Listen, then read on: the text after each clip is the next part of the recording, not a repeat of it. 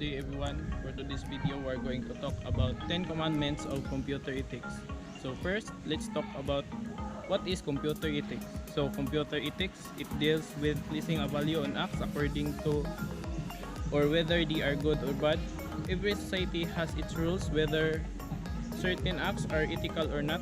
These rules have been established as a result of consensus in a society and are often written into laws. So next, let's talk about the 10 commandments of computer ethics. First, let's hear some words from my classmates to explain the first rule of the 10 commandments of computer ethics. So, the first rule, remember the human when communicating electronically.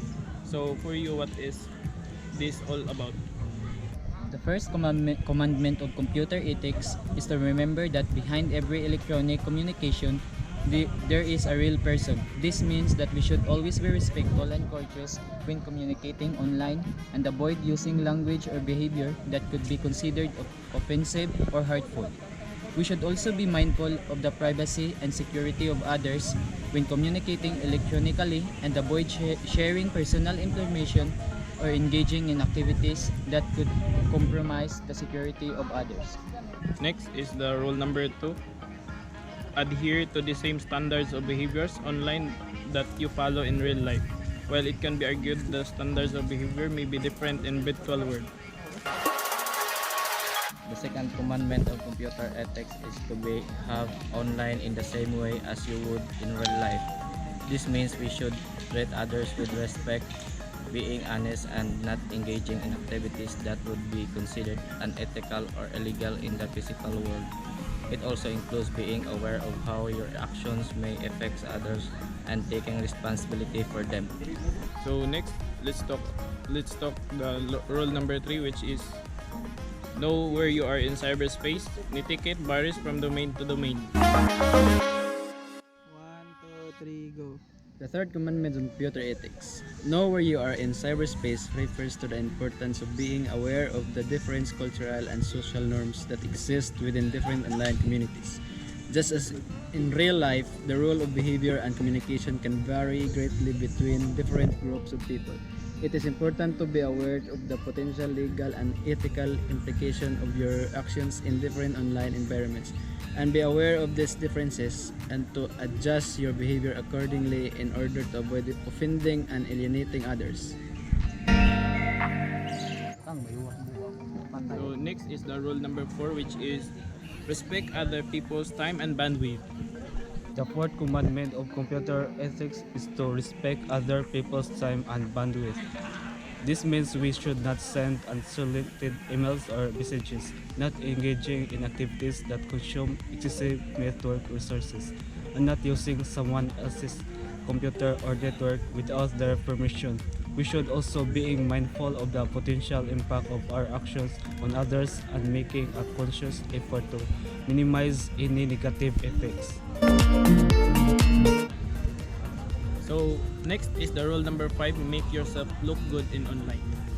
The fifth commandment of the computer ethics is to make sure that your online presence of behavior reflect positively on yourself. This including being respectful and responsible in your interaction with others, being mindful of the information you share online and maintaining of the professional image. It's important to be aware of the potential long-term consequence of your online action and to conduct yourself in a way that you would be comfortable having others see. Next is the rule number 6, share expert knowledge.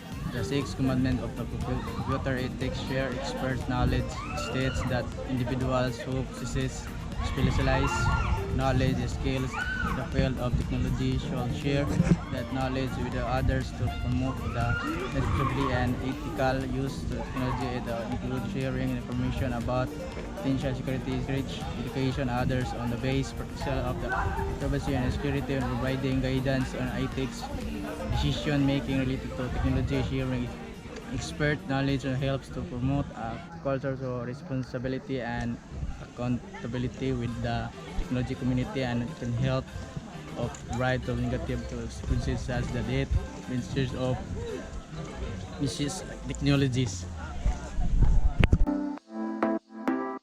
So next is rule number 7. Help keep flame wars under control.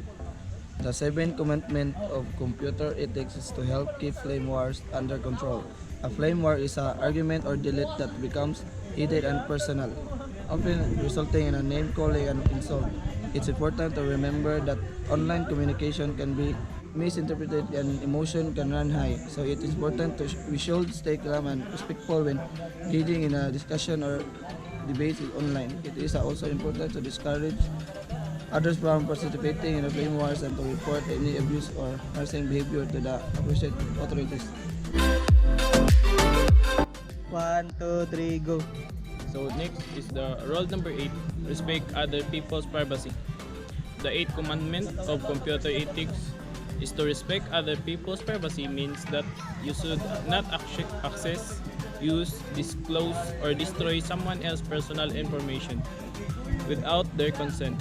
This includes information stored on computers, networks, and other digital devices.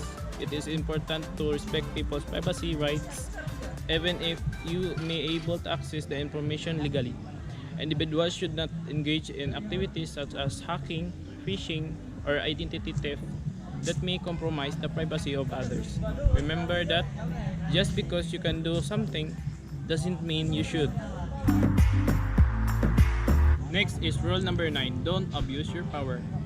Rule number 9 of the 10 Commandments of computer ethics is don't abuse power. These rules state that individuals should not use their knowledge or across to technology gain an unfair advantage or harm others. This includes using technology to implement of device to gain authorities access sensitivity information. It also means using technology responsibly, ethically, not using exploit or harm others. Next is the rule number 10. Be forgiving of other people's mistakes. The 10th commandment of computer ethics is to be forgiving of others people's mistakes.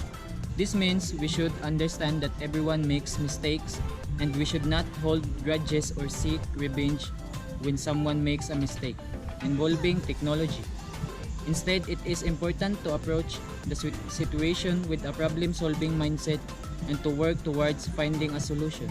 Additionally, it is important to remember that everyone is still learning and growing when it comes to technology, and to be patient and understanding when others are trying to learn and use technology.